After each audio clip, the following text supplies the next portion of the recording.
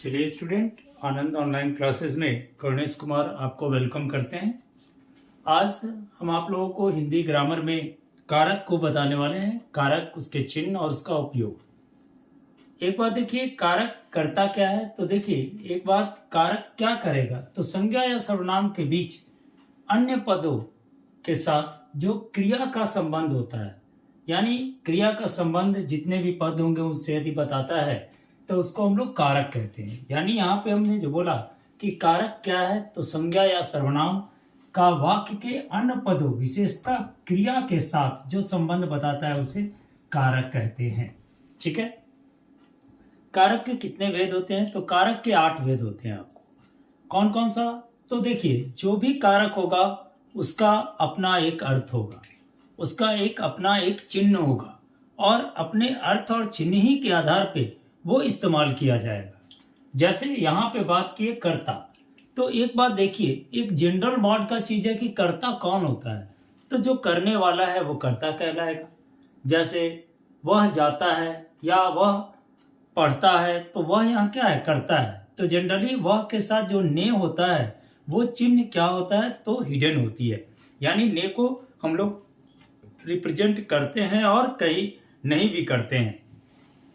ठीक है। जैसे हमने बोला राम ने रावण को मारा, तो वहां ने यूज किए, लेकिन कहे कि राम आम खाता है तो यहाँ तो ने यूज नहीं कर रहा है, लेकिन यहाँ पे राम के साथ कर्ता कारक है। यानी कहने का मतलब क्रिया को संपन्न करने वाला कर्ता कारक कहलाता है, जो क्रिया को संपन्न करेगा। जैसे राम ने रावण को मारा, तो राम रावण को मारा यानी क्रिया को किया, और यहाँ भी क्रिया के साथ ही संबंध बता रहे हैं अन्य पदों का।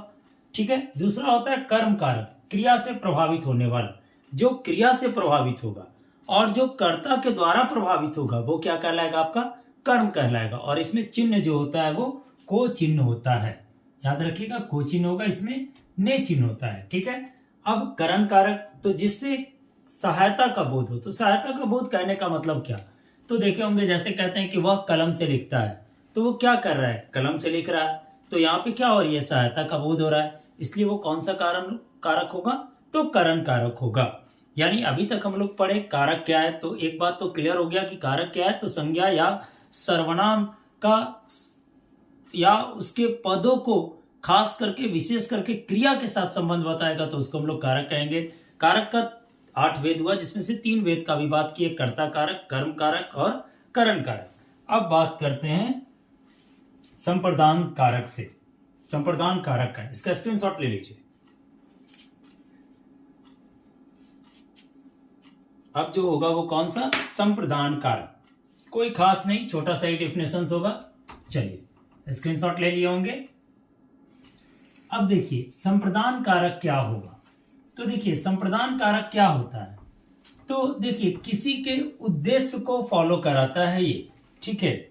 तो जिससे क्रिया का उद्देश्य होता है या क्रिया का उद्देश्य समझा जाए, या जिसके द्वारा कोई कार्य संपन्न हो, तो वो संप्रदान कारक होगा। यानी संप्रदान, संप्रदान कारक चौथा भेद हुआ। तो क्या हुआ ये संप्रदान कारक? तो जिससे क्या हो, तो दो बात हम बोले, जिससे क्रिया का उद्देश्य होता है या जिससे किसी को कुछ प्रदान किया जाए। तो जिससे क्रिया का उद्देश्य पूरा होता है, उद्देश्य पूरा होता है, या जिससे क्रिया का उद्देश्य पूरा होता है, या क्या किया जाए? तो जिसके लिए कोई क्रिया संपन्न कराई जाए, या जिसके लिए कोई क्रिया संपन्न कराई जाए, कोई क्रिया संपन्न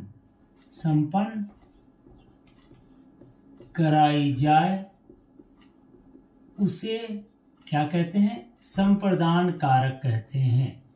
संप्रदान कारक कहते हैं। इसका चिन्ह क्या होगा? तो इसका चिन्ह का लिए या के लिए होता है।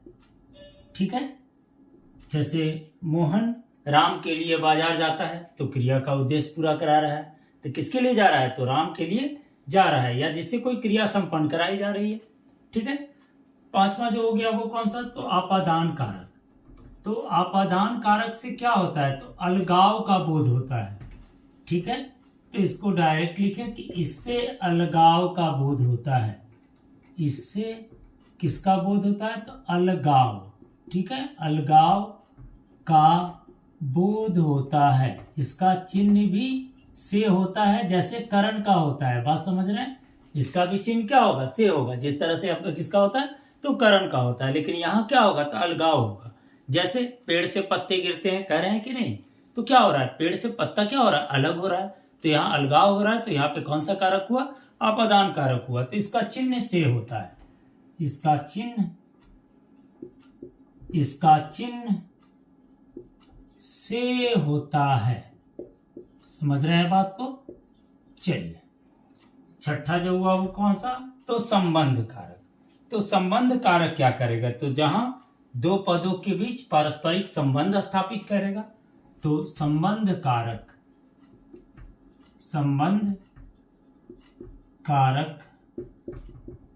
जहां दो पदों के बीच संबंध स्थापित होता है। संबंध स्थापित होता है, उसे कौन सा कारक कहेंगे? तो संबंध कारक कहेंगे। संबंध कारक कहते हैं। ठीक है, इसका चिन्ह क्या हुआ? तो इसका चिन्ह क्या होता है?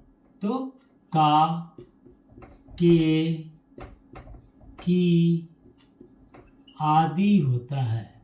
आदि होता है, या काके की होता है, ये भी लिख सकते थे। ठीक है, अब जो आपका सातवां बचा वो हो गया कौन सा? तो अधिकरण। तो जिससे क्रिया के आधार का पता चले। आधार कहने का मतलब स्थान, समय, ठीक है, या अवसर।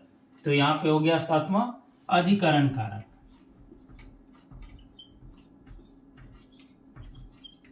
अधिकरण कारक, तो जिससे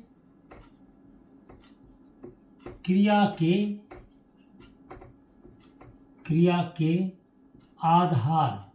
आधार कहने का मतलब क्या? तो आधार कौन हुआ? तो उसका जो भी पूरा करने का होगा, जैसे स्थान, समय आदि।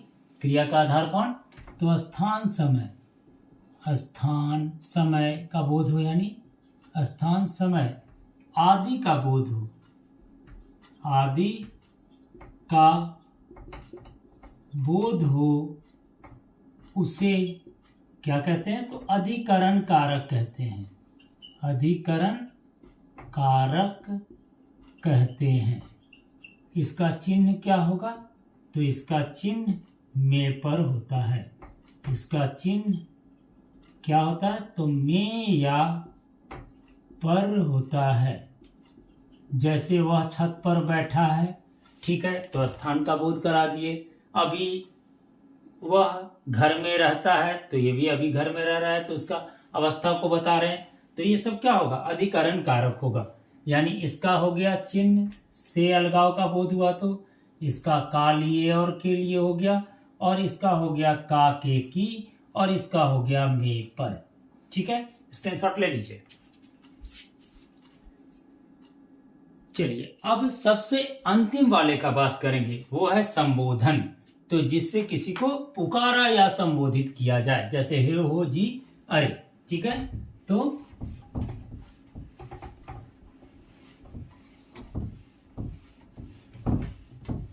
संबोधन।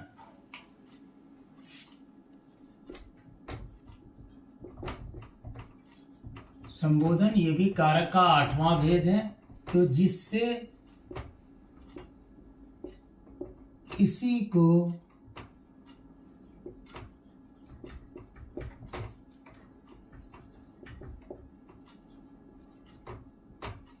संबोधित किया जाता है उसे क्या कहते हैं? तो संबोधन कारक कहते हैं। संबोधन कारक कहते हैं। ठीक है, इसका चिन्ह हे, हो, जी, अरे आदि होता है। समझ गए बात को? तो ये हो गया आपका क्या? संबोधन। यानी आज हम लोग कारक पे भी बात कर लिए।